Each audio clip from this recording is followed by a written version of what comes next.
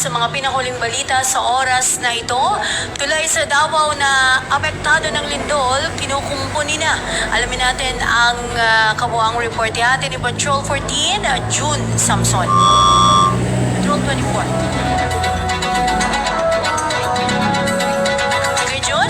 Alright, balikan natin si Patrol 24, June Samson. Samantala, gustali ng Senado na posibleng i-lockdown sakaling may malinaw na panganib sa seguridad nito. Ang mga detalye sa ulat ni Patrol 19, Cel Ortega Bueno. Pwedeng i-lockdown ang Senado kung lumitaw na may clear and present danger sa seguridad ng mataas na kapulungan ng Kongreso. Tiniyak ni dating Senate President Senator Tito Soto III sa harap na natanggap na intelligence information ng mga senador mula sa mga otoridad na may banta sa seguridad ng Senado. Gidi Soto, kapag nakita na may klarong panganib sa security na mataas sa kapulungan ng Senado, isa sa maaaring gawin ay i-lockdown ang Senate. O narito ay siniwalat ni Acting Senate President Pro Tempore Sherwin Gatchalian na may natanggap silang impormasyon mula sa mga otoridad tulad sa National Bureau of Investigation ukol sa banta sa seguridad ng Senado. Gayunman, sinabi ni Gatchalian na hindi niya may sisiwalat ang detalye ng intelligence information na kanya natanggap na binahagi na rin sa iba pang mga senador. Kaugnay nito, sinabi ni Gatchalian na kailangan nila magpatupad ng mas mahigpit na seguridad sa Senate. Para sa Boses ng Pilipino, nagbabalita ng Todong Lakas, Patrol 19, Cel Ortega Bueno, sa bagong tunog ng DWIC 882. DWIC Breaking News. Balikan natin si Patrol 24, June Samson, kaugnay ito sa kinukumpuni ng tulay sa Davao na naapektuhan ng lindol. Patrol 24, go! Binisita at personal na inspeksyon kan umaga ni DPWH Secretary James Dizon ang ginagawang repair works sa Bukana Bridge. Isang araw pagkatapos ng malakas na lindol na tumama sa Mindanao. Sinabi ni Dizon na mahigpit ang utos si Pangulong Bongbong Marcos na siguruhin hindi maantala pero dapat ay siguruhin ligtas ang biyahe ng mga motorista at residente sa Davao City. Dililaan niya ng Pangulo na kahit hindi epicenter ang Davao Region ay ibigay ang lahat ng tulong na kinakailangan.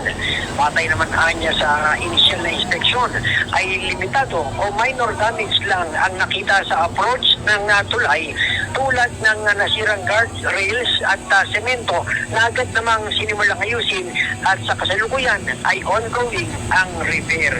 Para sa Boses ng Pilipino, nagbabalita ng Todong Lakas, Patrol 24, June Samson, sa bagong tunog ng DWIC 882. DWIC Breaking News.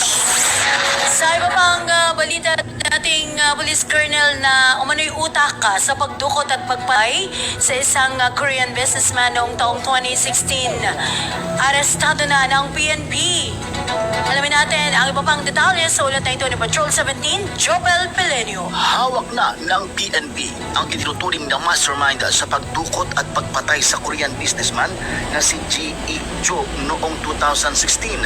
Ayon kay DILG Secretary John Vic Remulla, na aresto ang wanted person na si dismissed Police Lieutenant Colonel Rafael Dumlao III sa isang bahay sa Pasong Tamo sa lungsod ng Quezon kaninang umaga. Una lang pinawalang sala ng Angeles Regional Trial Court ang kasong abduction at murder ni Dumlao, ngunit pinawi ng Court of Appeals at inatulang guilty noong 2024. Inilabas ng korte ang warrant order laban sa suspect noong 2025. May patong sa ulo na 1 milyong piso ang naarestong bugante. Para sa Boses ng Pilipino, nagbabalita ng Todong Lakas, Patrol 17, Chopel Pelenyo, sa bagong tunog ng DWIZ 882. DWIC Breaking News. At ito po ang mga pinakahuling balita sa mga oras na ito. Mag-follow at subscribe sa lahat ng DWIZ News digital accounts sa Facebook, YouTube, TikTok, X, DWIZ News app at DWIZ News website. Para sa Boses ng Pilipino, nagbabalita ng Todong Lakas, ako si Judith Estrada Larino sa bagong tunog ng DWIZ 882. DWIC Breaking News. Sentimental Morning on DWIZ 882. Enjoy the music. music of the past with Kath Mayormita on DWIZ 882.